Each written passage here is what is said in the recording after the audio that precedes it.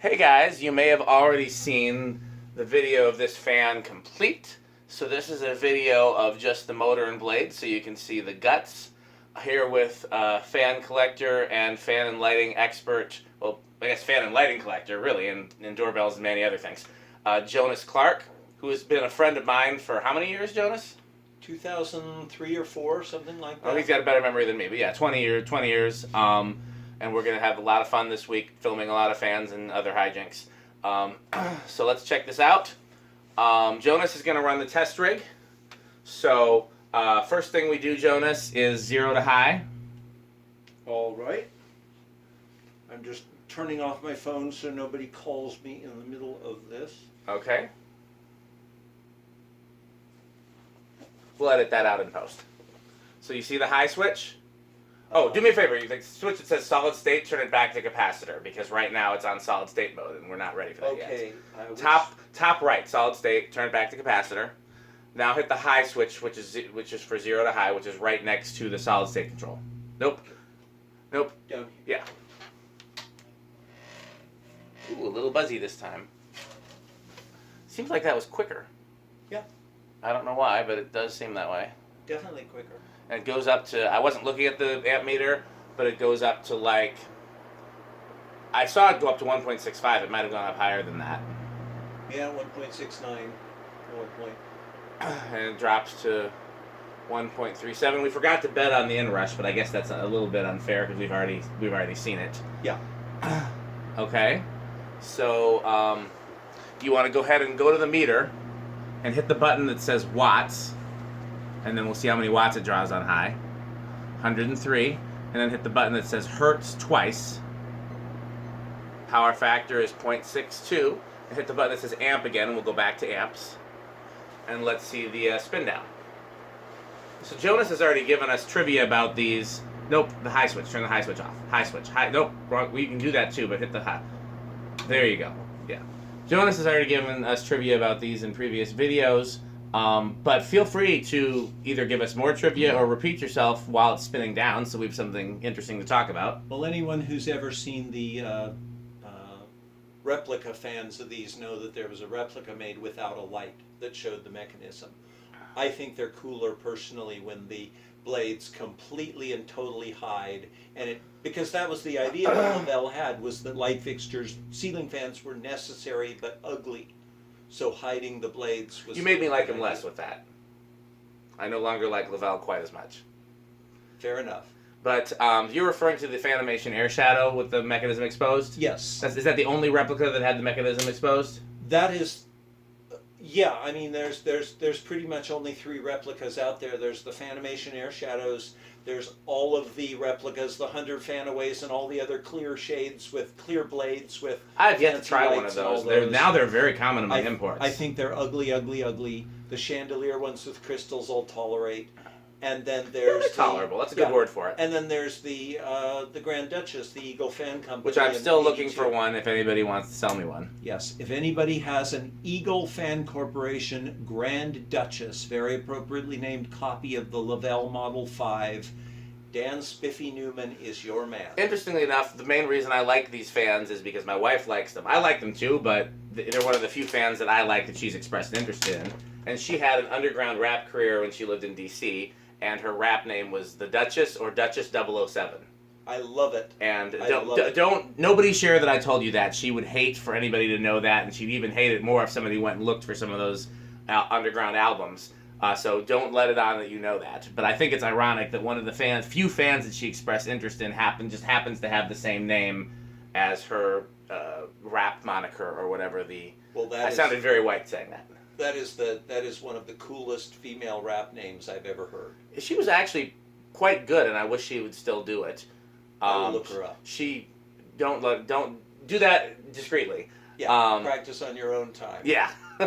So it was 90s and 2000s, so it's different than today's style of more. I would say she sounded a lot like Eve, if you know who that was. Yeah.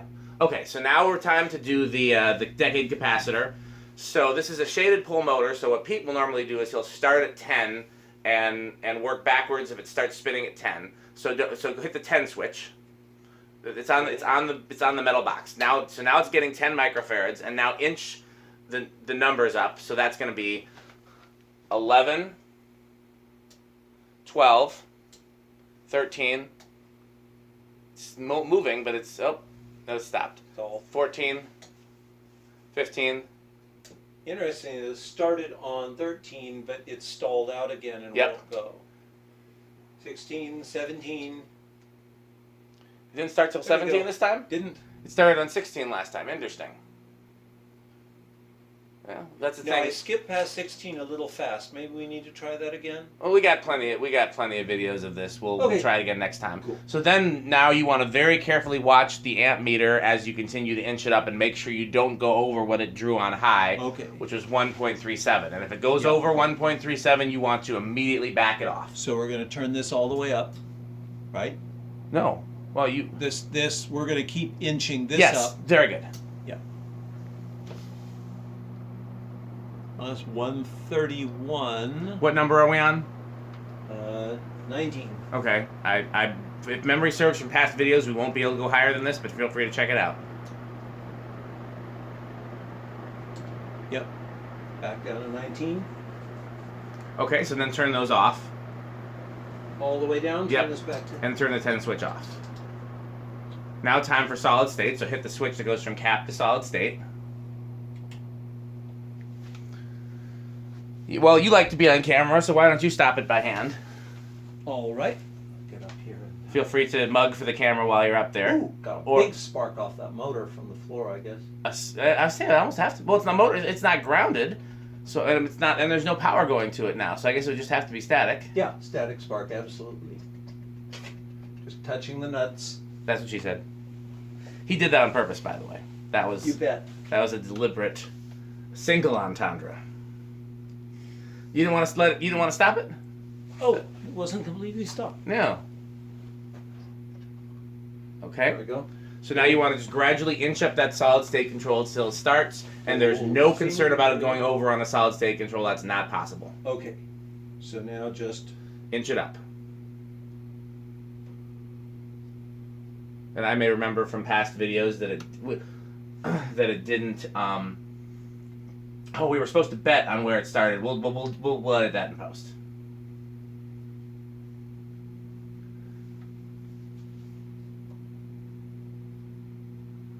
I'm getting a little noisy bearings from one of the fans in front. I'm going to see if I can tell which one it is while I'm Okay, I'm going to pause the rotation on the control.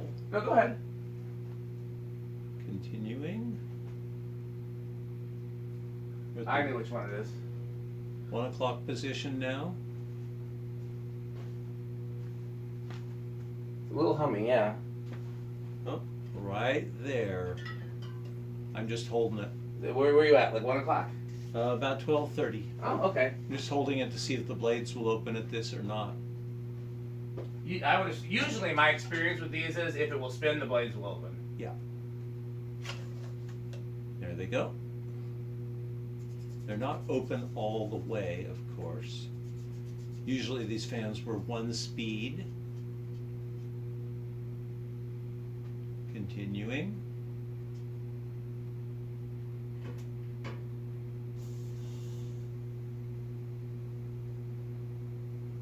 I can see them opening all the way.